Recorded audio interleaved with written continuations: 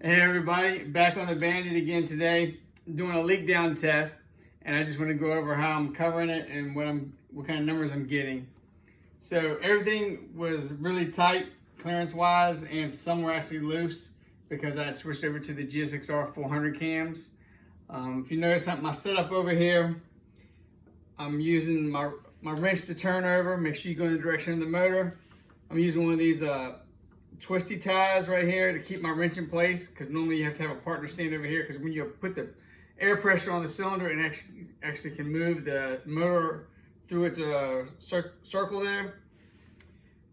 Chopstick, I put it in top dead center. As I turn around, I watch the chopstick rise and fall so that I can find it, and it takes a little finicking back and forth. Just make sure you do not turn it backwards to try and get it lined up. Continue that continuous natural motion of the motor until you get it perfect. Here's a tool that I borrowed from a friend of mine. This is the leak down tester. Had to go back and get that 10mm adapter. So here's your air pressure. This is going to give me my percentages. And you turn it here, you're trying to get this, once you have your pressure, you're letting that go through. You're going to set this to 0. A lot of the other ones besides this one are done the same way when it has a dual gauge. And it makes things a lot easier. You don't have to do the math on it.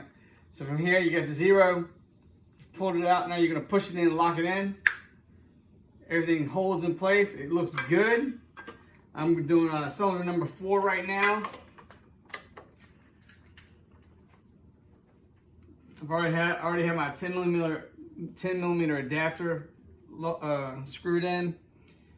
So air can get out through the intake side, the exhaust side if you have a problem. If you don't have a problem, it's a cold motor, it'll probably just go right past the piston rings and then come out a little bit over here by the crank, but also have the oil fill cap off so it can go out that way.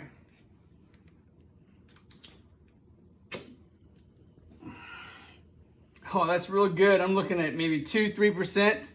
That's real good. I'm happy with that. That means the work that I did, I was worried about, since it was my first time building a motor. I'm real happy. It means I did a good job. So anything else you guys can think of? You guys are more pros. I'm just an amateur, as what I call a YouTube mechanic, trying to learn as I go and call friends when I need them. If you have any questions or you want a more step-by-step on the setup, PM me and I'll post up a more how-to-do video. But I've got to take this tool back tomorrow to a buddy. So let me know as soon as possible if you have any other questions. Thanks a lot.